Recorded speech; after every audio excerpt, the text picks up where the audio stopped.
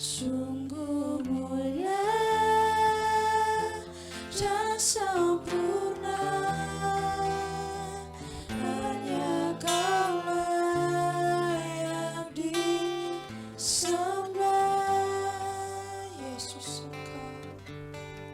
Yesus Engkau juru selamatku, dalam janji-Mu kemenanganku.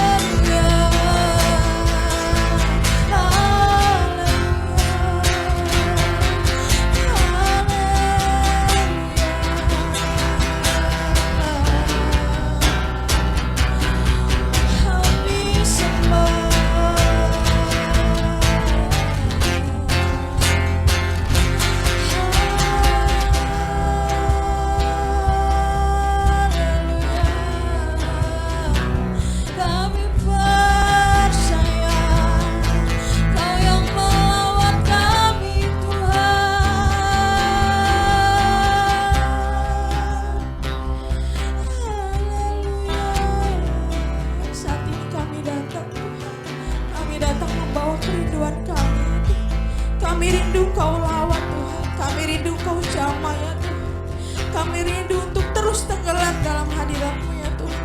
Saat ini kami tidak melihat berapapun kami ya Tuhan, tapi secara pribadi ya Tuhan, kami percaya Engkau tidak melewatkan kami saat ini ya Tuhan.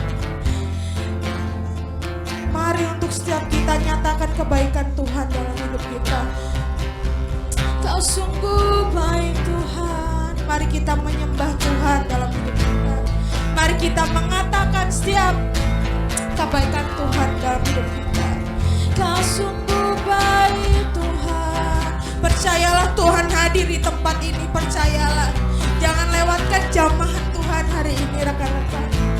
Mari setiap kita berikan waktu untuk memuji Tuhan, mengingat setiap kebaikan Tuhan dalam hidup kita. Mari ya Tuhan, mari ya Tuhan, kami mau membuka hati kami ya Bapa. Mari Kau yang melawat kami Tuhan. Haleluya. Kami sembah, terima kasih Tuhan. Kau sungguh baik, Kau sungguh baik Tuhan. Kami percaya kuasa-Mu nyata, kuasa-Mu Tuhan. Haleluya, haleluya, haleluya.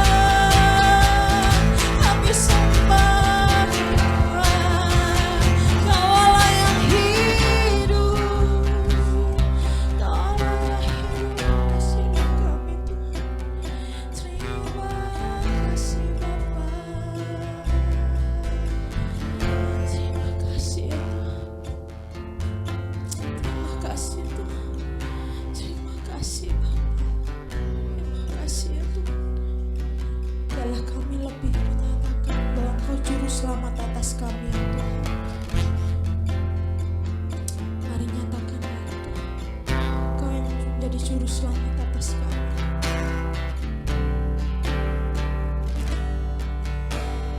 Yesus,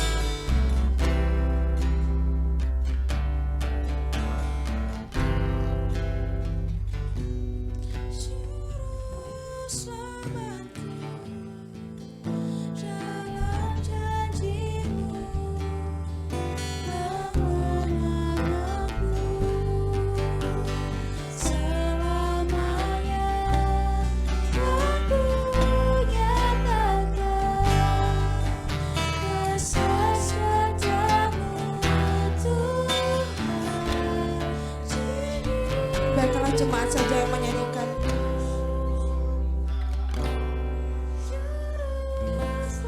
Kami percaya Tuhan, Kau yang menjadi juru selamat atas kami. Kami menang di dalam-Mu ya Tuhan. Mau nyatakan ya Tuhan untuk kasih setia-Mu dalam hidup kami. Besar setiamu Tuhan di hidupku. Juru selamatku, dalam janji-Mu kemenanganku selamanya.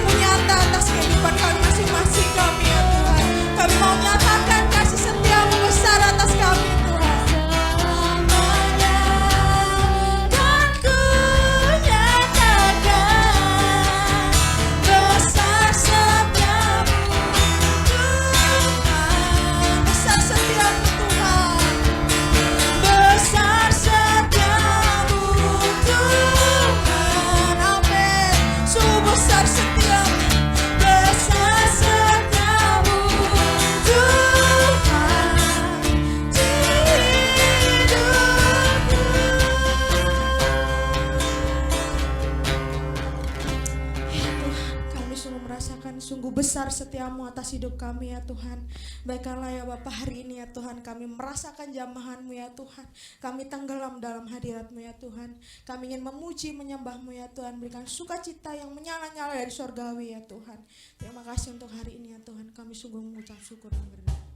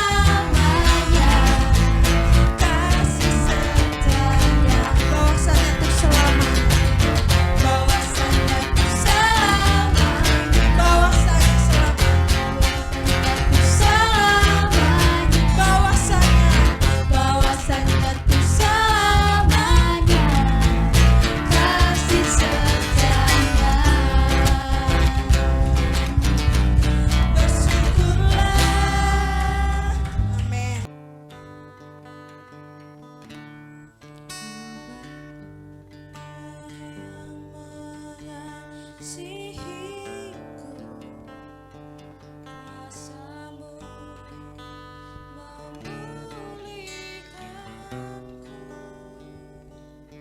hati yang baru kau berikan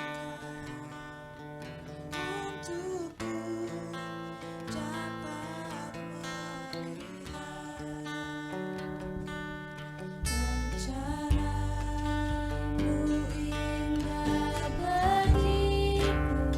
Sayang kau ada di setiap jalan.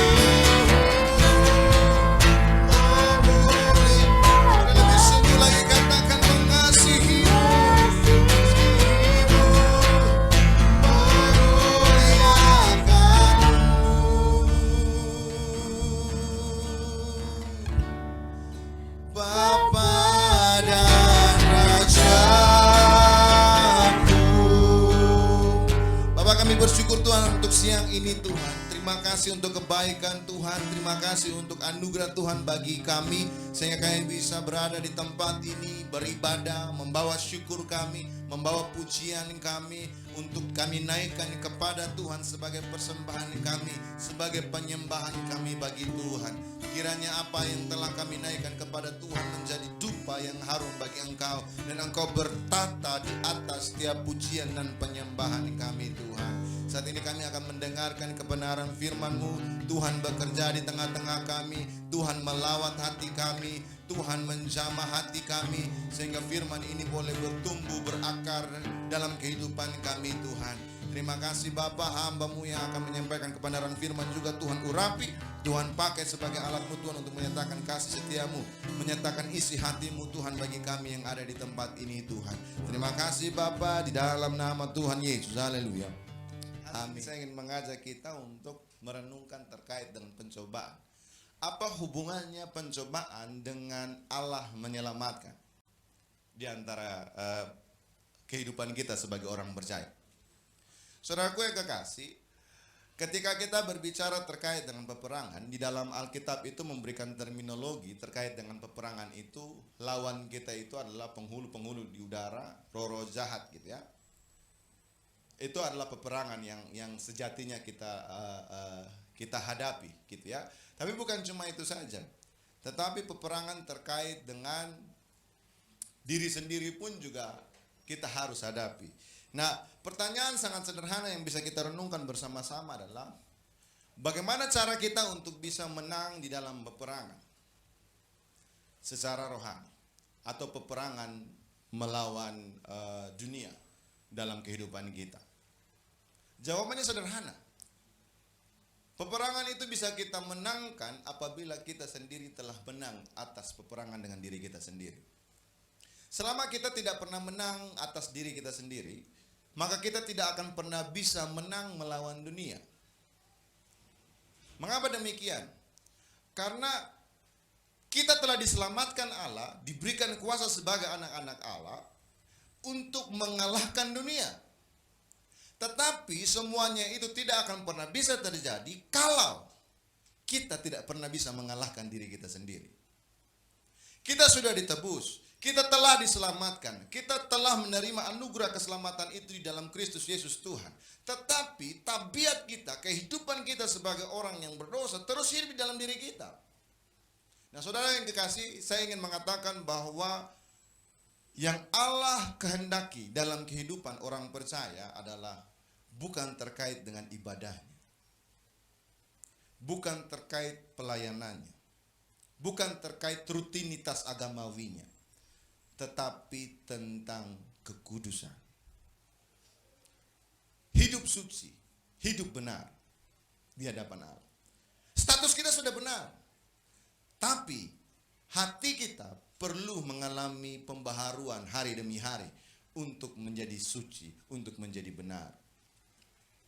Dan semuanya itu hanya bisa dikerjakan oleh Roh Kudus dalam kehidupan kita. Untuk itu saya ajak kita, mari kita sama-sama membaca surat Yakobus pasal yang pertama ayat 12 sampai ayat yang ke-18. Pengujian dan pencobaan. Berbahagialah orang yang bertahan dalam pencobaan, sebab apabila ia sudah tahan uji, ia akan menerima mahkota kehidupan yang dijanjikan Allah kepada barang siapa yang mengasihi Dia.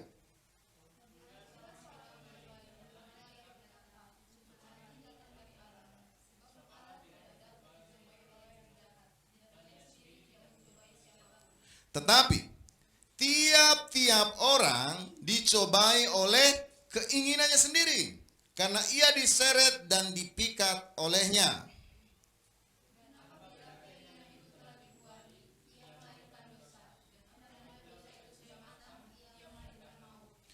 Saudara-saudara yang kukasihi, janganlah sesat.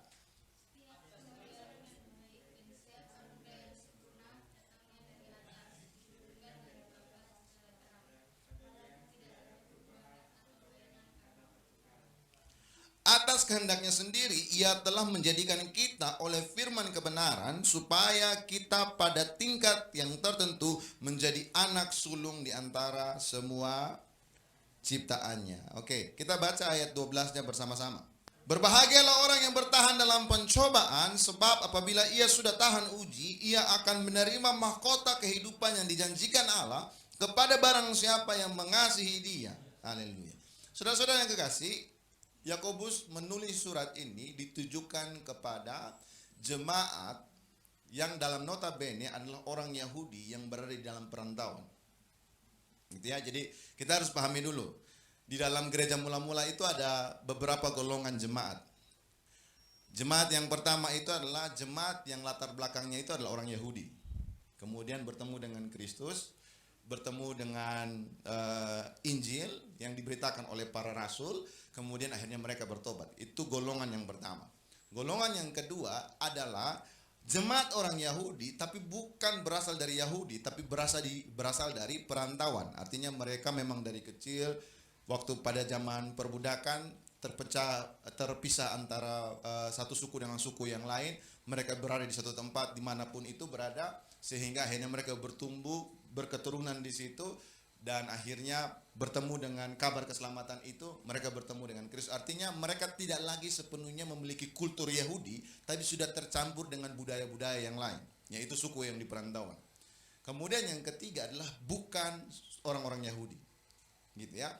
Jadi ada 3 golongan, bahkan mungkin lebih, orang-orang percaya di zaman mula-mula di dalam klasifikasi dalam jemaat. Nah, Yakobus menulis surat ini kepada jemaat yang merupakan 12 suku yang di perantauan. Artinya jemaat orang Yahudi yang berketurunan di luar Yahudi, yang hidup besar di sana. Dan ketika pemberitaan tentang isi surat yang disampaikan oleh Yakobus ini, Yakobus menyatakan bahwa kehidupan beriman kita harus jauh melebihi daripada kehidupan agamawi orang-orang Yahudi. Nah, dengan demikian dia ingin menyatakan bahwa apa yang membuat orang-orang itu menjadi orang-orang yang memiliki ibadah yang sejati di hadapan Tuhan. Sebab apa? Sebab kita tahu bahwa orang-orang Yahudi sungguh taat agama. Orang-orang Yahudi sungguh taat terhadap Taurat Tuhan. Tetapi mereka hidup dengan kehidupan agamawinya, tetapi perbuatannya, isi hatinya tidak mencerminkan bahwa mereka adalah orang milik kepunyaan Allah.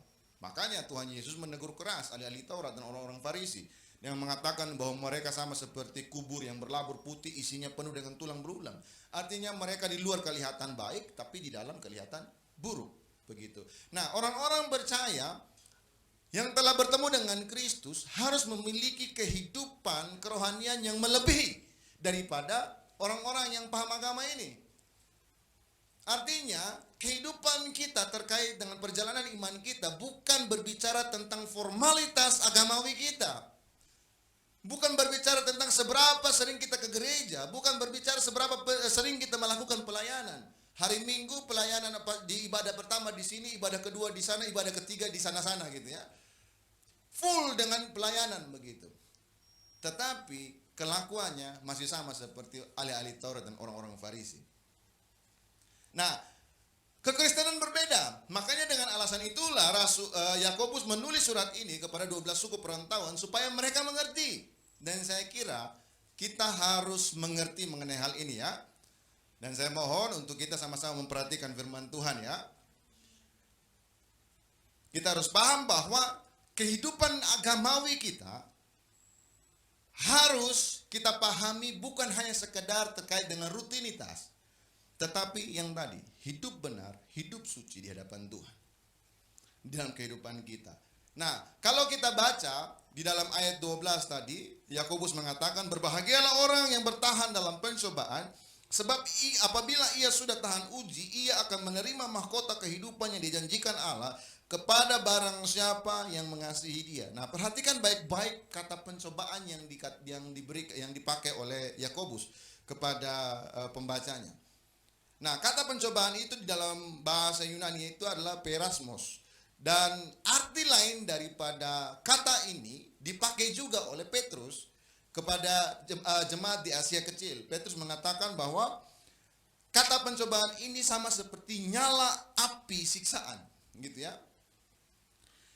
Di 1 Petrus pasal 4 ayat 12, Petrus mengatakan begini, saudara-saudara yang kekasih, janganlah kamu heran akan nyala api siksaan yang akan datang kepadamu sebagai ujian, seolah-olah ada sesuatu yang luar biasa terjadi atas kamu. Jadi pencobaan yang dipakai oleh Yakobus dan juga kata yang sama dipakai oleh Petrus, tetapi memiliki sinonim yang berarti adalah nyala api siksaan. Nah, saudara-saudara yang kekasih, api akan menjadi bermanfaat apabila dipakai dengan benar. Ya, gitu ya. Kita memasak, kita perlu api.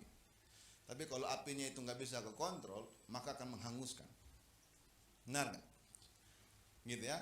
Dan tahukah kita bahwa yang mengontrol api itu siapa? Kita.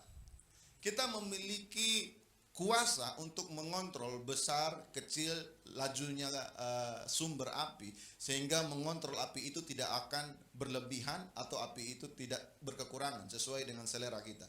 Ya kalau seandainya kita lagi masak gitu ya, masak zaman sekarang kan masak pakai kompor gas gitu ya. Setelah dinyalakan pemantiknya, apinya keluar, kita mau apinya levelnya seperti apa, maka kita tinggal putar aja tuas kontrolnya. Ya kan? Tapi kalau seandainya kita memiliki alat kontrol yang rusak, maka apa yang terjadi?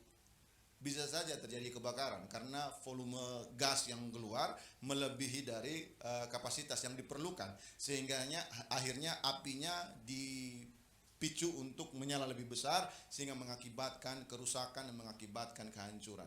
Nah, kita pada posisi di sini, apakah kita memiliki alat kontrol yang baik atau kita tidak memiliki alat kontrol yang tidak baik? Pencobaan yang dimaksudkan oleh Rasul Petrus terkait dengan nyala api siksaan ini adalah untuk memurnikan kita. Tapi kalau kita tidak memiliki alat kontrol, maka ini akan menghanguskan kita, sehingga akhirnya menghancurkan kita dan membinasakan kita. Dalam kehidupan kita, apapun itu, ketika kita berada di dalam situasi yang dalam tanda petik membuat kita terjerumus untuk jatuh, semua kita memiliki alat kontrol dalam diri kita, memiliki pertimbangan dalam hidup kita sebelum kita mengambil tindakan, keputusan. Apa yang harus saya lakukan? Tapi kalau seandainya sistem kontrol kita itu rusak, maka kita akan membiarkan pencobaan itu masuk ke dalam diri kita dan kita terjerumus di dalamnya. Ilustrasi yang sangat sederhana. Teman-teman yang mungkin dulu memulai untuk merokok misalkan. Ketika ditawarkan, pernah nggak niat sendiri untuk merokok? Nggak pernah kan? Paling diajak oleh teman, dikasih tahu, ini coba nih, dikasih itu kan, ayo coba gitu kan. Atau pernah nggak tiba-tiba kayak Gea gitu masih kecil pergi ke warung langsung beli rokok? Nggak pernah, diajak. Tapi karena dia belum punya sistem kontrol, maka apa yang terjadi? Dia ngikut. Nah setelah dia terjerumus di dalamnya, teman-teman yang pernah merokok, bagaimana melepaskannya? Susah atau mudah? Melepaskan dari keterikatan, kecanduan akan nikotin dan tar itu mudah atau susah? Susahnya minta ampun. Itu membiasakan untuk merokok itu mudah sekali. Paling 1 kali 2 kali pusing awal waktu mencoba kan begitu. Tapi setelah berkali-kali, maka sudah tubuh udah bisa mengontrol kadar nikotin yang masuk, maka merasa nikmat, merasa enak gitu. Tapi coba suruh berhenti, susahnya minta ampun. Saya pernah dulu kesaksian gitu ya di persekutuan siswa waktu pertama kali berhenti rokok gitu. Wah udah berapa? Udah 2 minggu kalau tidak salah udah berhenti rokok. Kemudian datang kumpul dengan teman-teman relawan. Kemudian ada satu teman dia merokok kan. Dia ambil batang rokoknya itu kemudian di depan saya baru dia cium.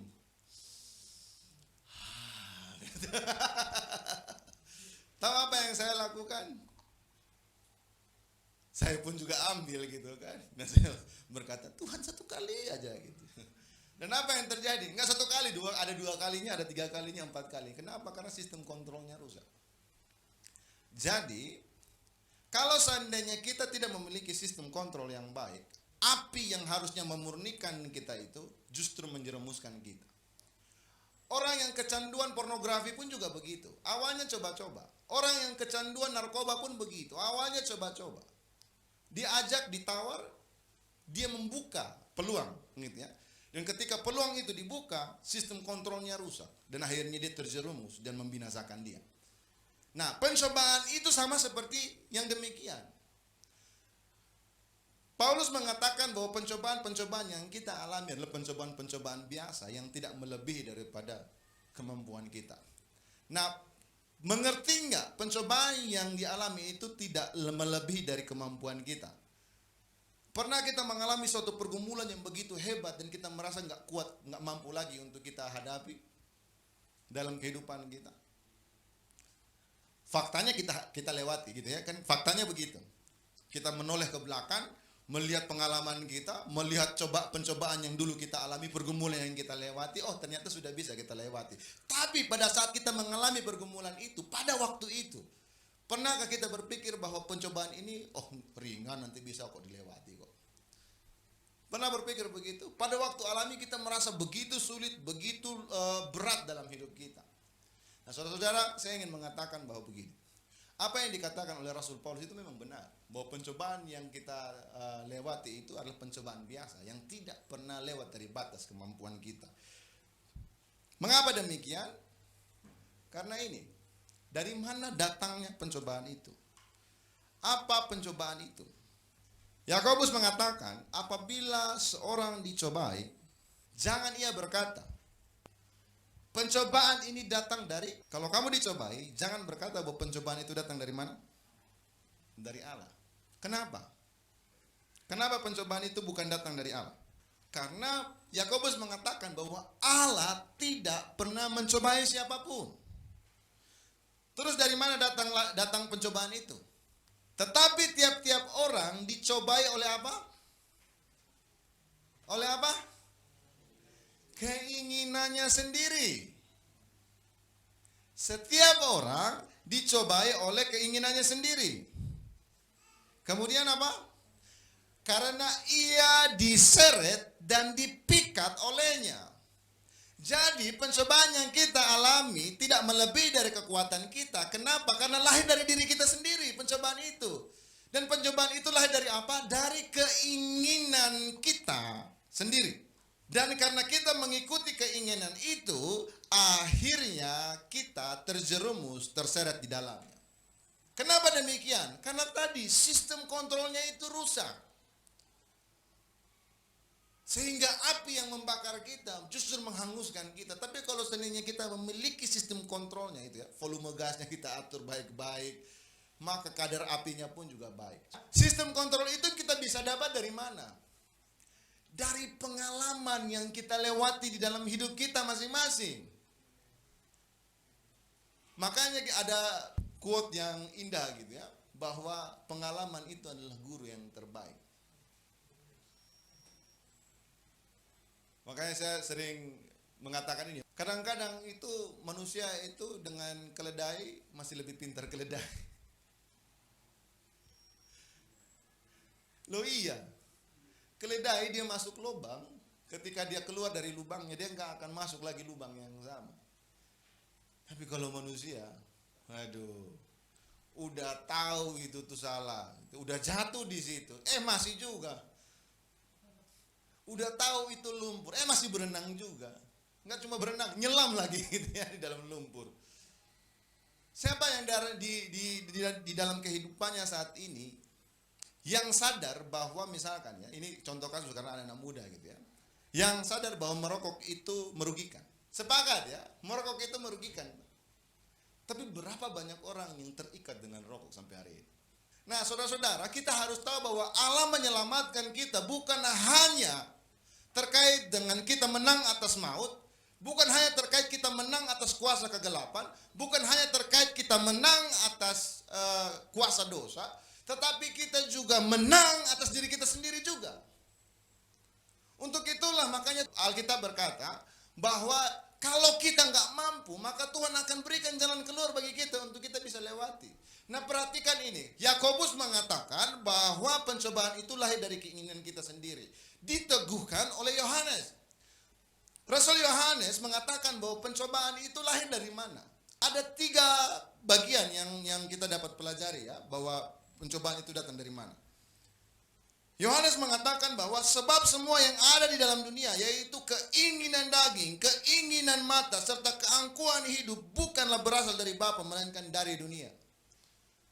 Artinya pencobaan itu yang kita terima lahir dari diri kita sendiri. Kenapa? Karena kita adalah orang yang berdosa dan memiliki tabiat berdosa. Sehingga akhirnya kita ketika sudah mengetahui kebenaran dan kebenaran itu bertabrakan dengan kebiasaan kita yang lama, nah di situ jadi pergumulan. Kita tahu ini salah, tapi kita masih terikat di situ. Akhirnya ada peperangan di dalam hati gitu ya, dan itu bergumul. Berapa banyak anak-anak muda yang nikah muda, misalkan seperti itu. Kenapa? Karena terjerumus. Karena keinginan dagingnya, memuaskan hawa nafsunya, dan akhirnya harus mengalami pernikahan muda. Kenapa? Karena kecelakaan. Gitu kan? Sistem kontrolnya bermasalah di situ. Jadi keinginan daging itu keinginan yang najis dan mengejar kesenangan berdosa dan pemuasan akan hawa nafsunya. Dan perhatikan baik-baik ini. Paulus mengatakan di dalam Filipi pasal 3 ayat 19 mengatakan begini. Kesudahan orang-orang yang demikian ini ialah kebinasaan. Mengapa? Karena Tuhan mereka ialah perut mereka. Kemuliaan mereka ialah perut mereka. Kemuliaan mereka ialah aib mereka. Pikiran mereka semata-mata hanya tertuju kepada perkara duniawi. Itu yang terjadi. Sehingga akhirnya kita hidup dengan memuaskan keinginan daging dalam kehidupan kita. Yang kedua adalah keinginan mata. Saudara, Hawa jatuh karena apa? Banyak orang berkata bahwa dia digoda oleh iblis. Ya pasti. Godaan itu selalu datang dari luar. Gitu kan? Orang yang pertama kali merokok digoda oleh siapa? Dari luar. Gitu kan?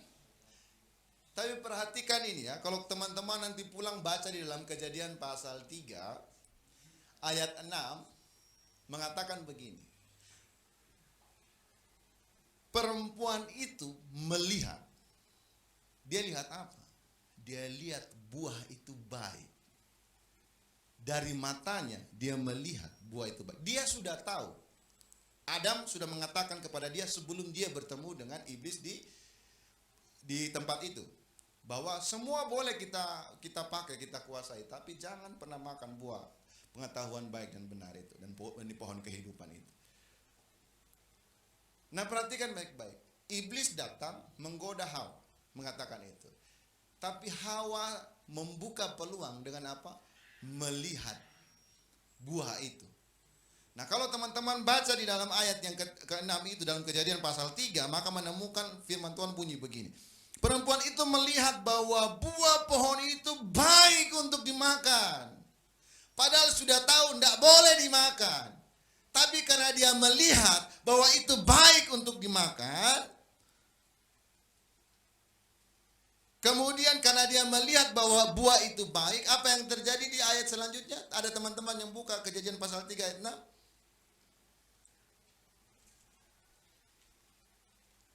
Ada?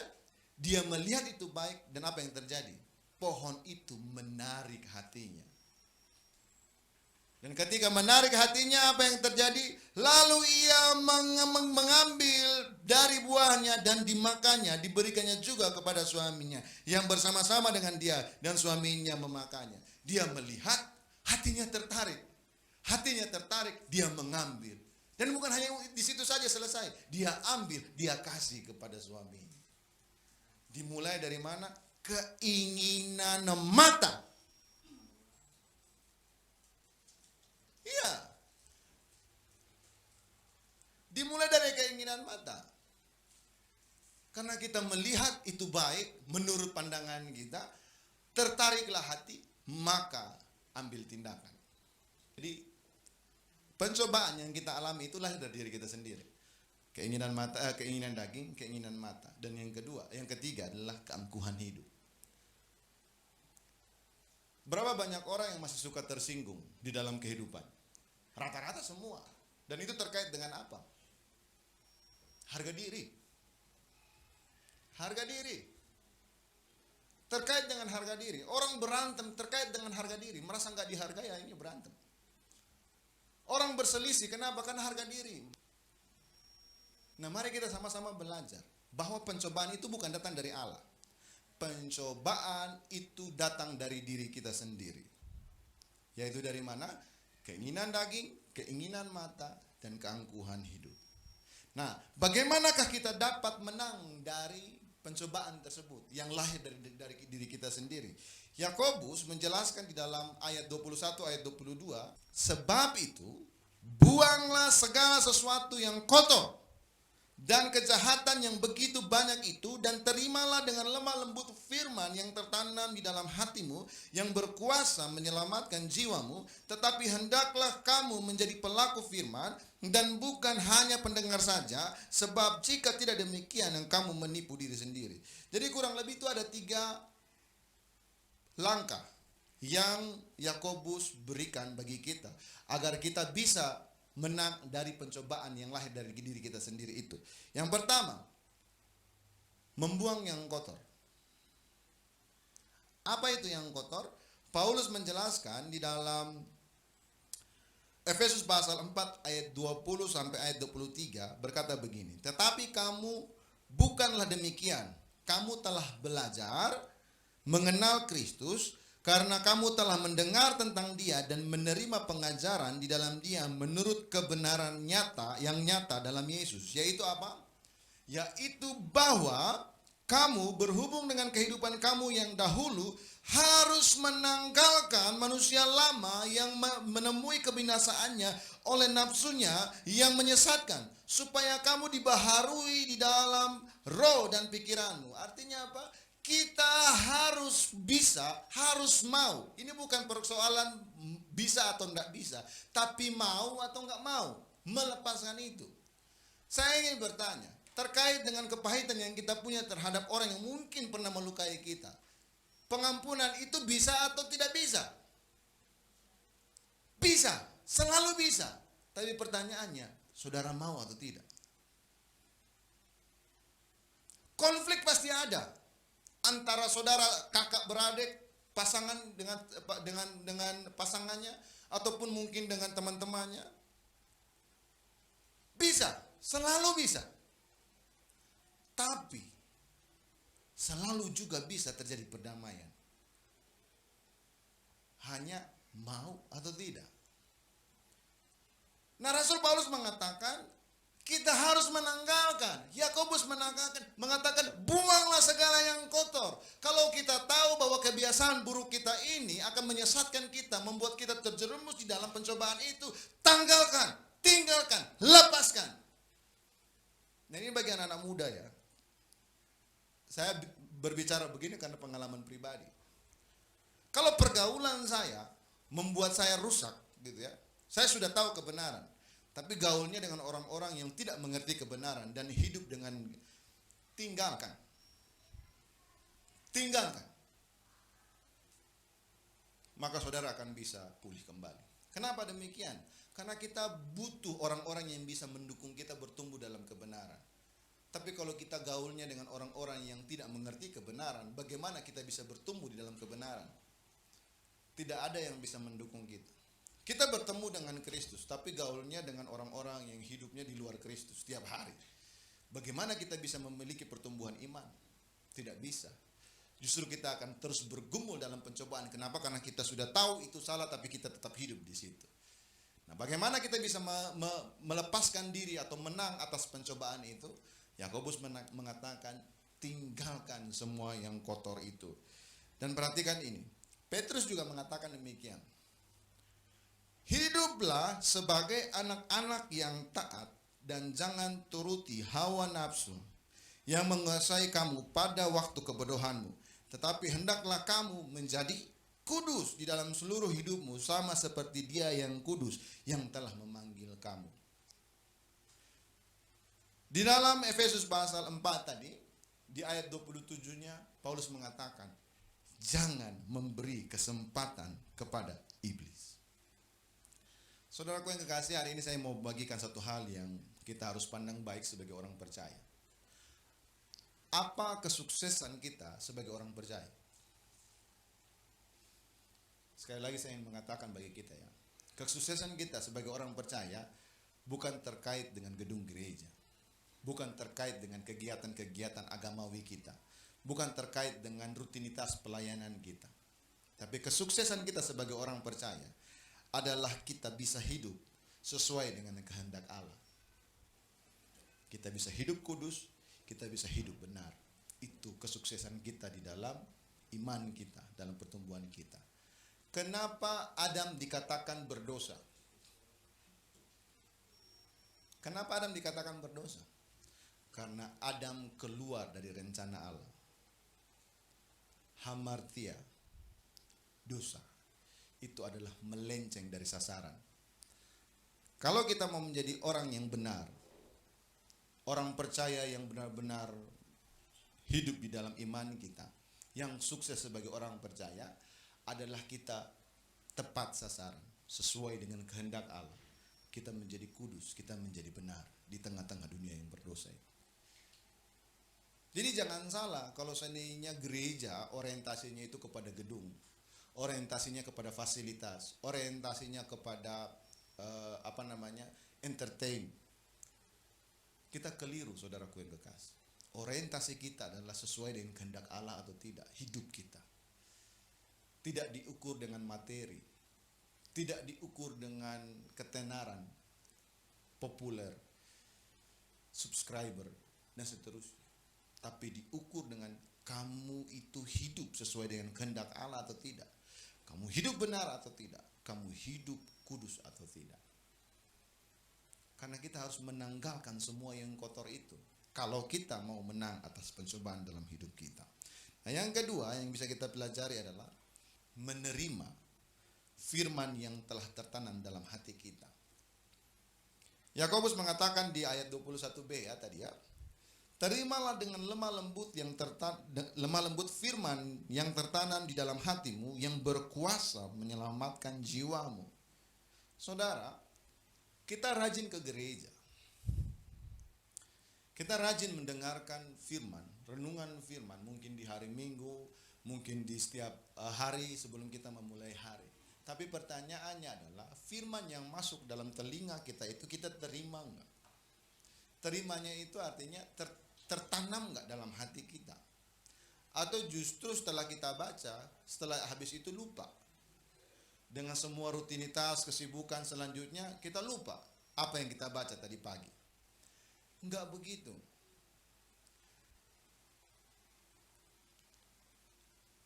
Kita harus tahu bahwa firman yang kita dengar itu harus benar-benar masuk di dalam hidup kita. Supaya apa?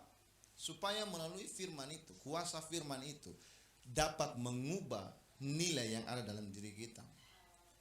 Kita harus tahu juga bahwa kita sebagai orang percaya, bagaimana kita bisa menjadi orang percaya adalah melalui kehidupan baru yang dilahirkan kembali oleh firman yang kita dengar, oleh kebenaran yang kita dengar. Dan jangan hanya menjadikan firman yang kita renungkan itu hanya sebagai sebuah formalitas. Jangan. Itu enggak ada bedanya dengan yang tadi sudah kita sampaikan. Firman yang harus kita terima itu kita harus menjadikan sebagai panduan hidup dalam hidup kita. Sehingga ketika kita berhadapan dengan apapun dalam kehidupan kita, kita punya kontrol yang benar. Tadi saya katakan bahwa api itu menjadi besar atau api itu menjadi kecil hanya tergantung sistem kontrolnya. Nah, ini sistem kontrolnya adalah firman itu. Ketika kita menanggalkan kehidupan kita yang lama, tapi kita tidak mau menerima firman yang diberikan kepada kita, maka kita menjadi abu-abu. Dan menjadi abu-abu sangat rentan untuk kita kembali kepada kehidupan kita yang lama. Tapi kalau kita mau menerima firman itu dan tertanam di dalam hati kita, maka firman itu akan membaharui kita. dari abu-abu kita akan ditarik menjadi lebih baik. Semakin terang, semakin bersih dalam kehidupan kita. Itu yang harus kita lakukan dalam hidup kita. Jadi yang pertama tadi, menanggalkan yang kotor. Setelah engkau menanggalkan yang kotor, terimalah firman itu yang tertanam dalam hati kita itu, yang kita dengar, yang kita renungkan. Terima itu sebagai satu-satunya panduan hidup kita.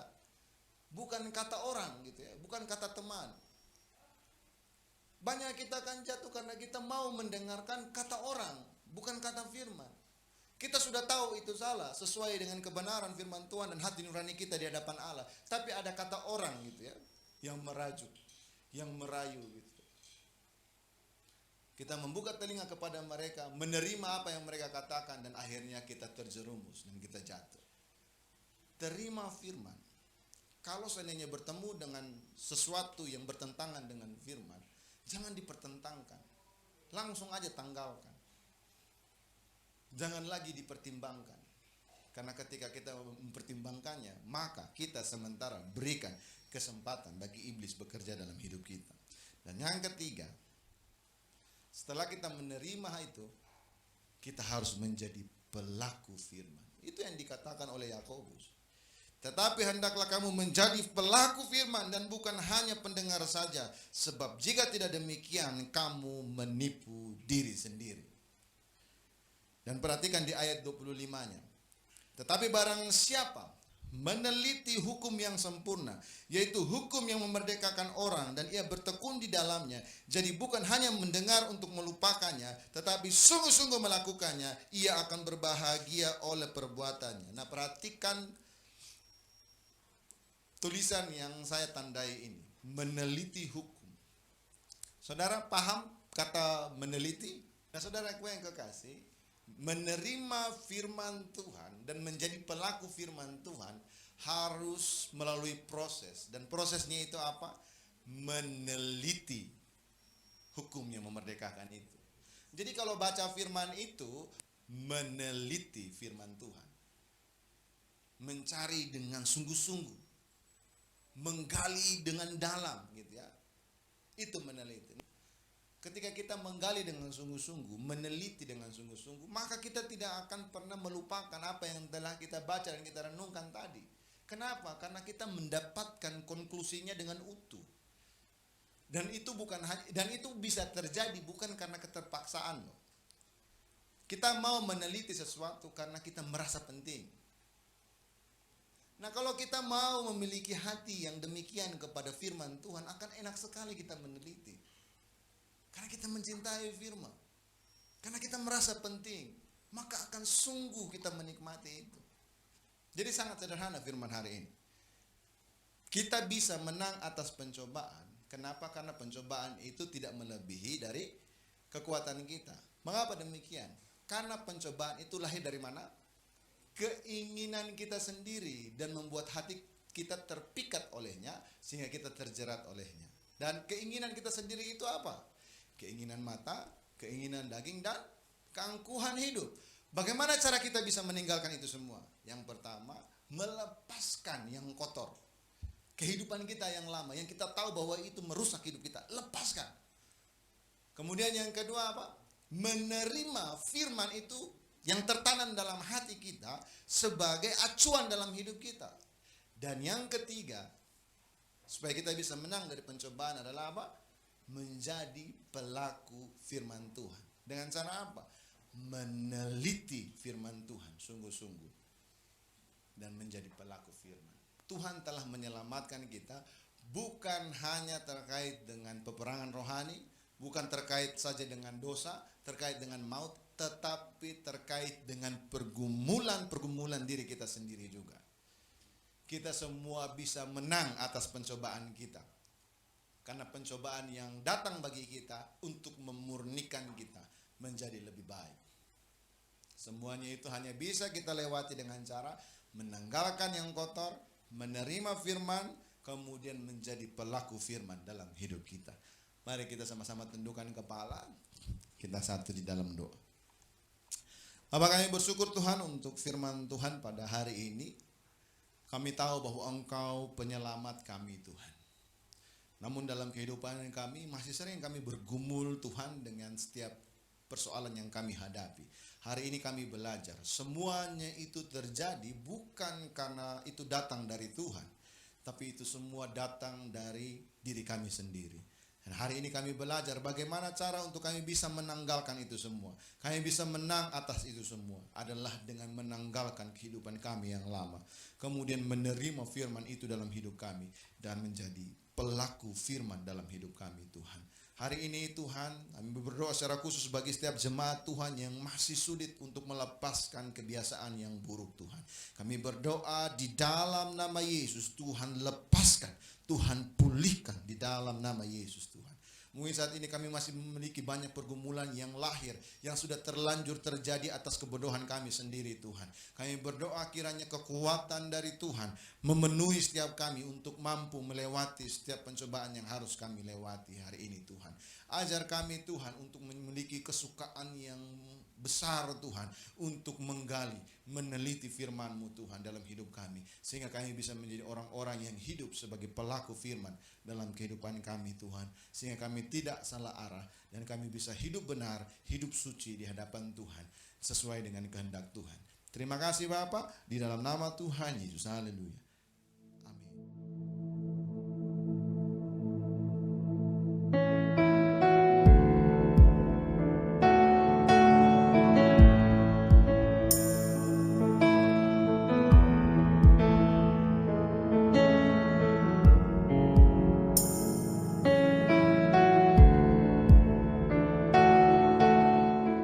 Shalom jemaat yang dikasihi Tuhan, selamat hari Minggu.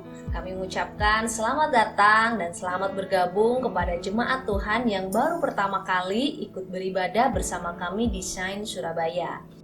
Nah, kita akan mendengarkan warta sepekan karena berhubung masih harus mengikuti protokol kesehatan sehingga beberapa kegiatan harus kita batasi. Yang pertama, untuk persekutuan doa tetap akan dilakukan pada hari Sabtu jam 7 malam di Shine Center. Kemudian untuk minggu depan kami tetap mengundang jemaat Tuhan untuk beribadah bersama dengan kami. Nah, jika jemaat Tuhan ingin beribadah secara langsung dapat mengikuti ibadah yang pertama di Shine Center pada pukul 10 pagi. Tetapi jika jemaat Tuhan memiliki halangan atau tidak dapat beribadah secara langsung, tetap kami mengundang jemaat untuk beribadah secara online melalui kanal YouTube Shine Surabaya. Lalu untuk persembahan, jemaat dapat mentransfernya ke rekening gereja yang tertera di layar. Ya, mari tetap semangat, tetap optimis, dan selalu mengikuti protokol kesehatan dengan menjaga jarak, gunakan masker, dan secara rutin mencuci tangan. Ya, mari kita terus bertumbuh di dalam kasih Tuhan dan menjadi gereja yang mencintai Tuhan dan kasih sesama. Mari jemaat Tuhan, angkat kedua tanganmu dan terimalah berkat dari Tuhan. Tuhan memberkati engkau dan melindungi engkau. Tuhan menyinari engkau dengan wajahnya dan memberi engkau kasih karunia. Tuhan menghadapkan wajahnya kepadamu dan memberi engkau damai sejahtera. Dan ketahuilah bahwa berkat dari Allah Bapa, kasih karunia di dalam Kristus Yesus Tuhan kita yang hidup, dan juga persekutuan yang indah, yang intim bersama-sama dengan Roh Kudus akan menyertai kita semua hari ini sampai kedatangan Tuhan yang kedua kali menjemput kita semua sebagai mempelainya. Kami klaim berkat ini hanya di dalam nama Bapa, Putra dan Roh Kudus. Di dalam nama Tuhan Yesus kami akan menutup ibadah kami pada hari ini Tuhan, dengan doa yang telah Tuhan ajarkan kepada kami. Bapa kami yang di surga, dikuduskanlah namamu, datanglah kerajaan-Mu, jadilah kehendak-Mu di bumi seperti di surga. Berikanlah kami pada hari ini makanan kami yang secukupnya, dan ampunilah kami akan kesalahan kami seperti kami juga mengampuni orang yang bersalah kepada kami. Dan janganlah membawa kami ke dalam pencobaan, tetapi lepaskanlah kami daripada yang jahat. Karena Engkaulah yang punya kerajaan, kuasa, dan kemuliaan sampai selama-lamanya. Amin. Oke, silakan duduk kembali dan saya berikan kesempatan bagi kita semua untuk mengambil waktu teduh di hadapan Tuhan.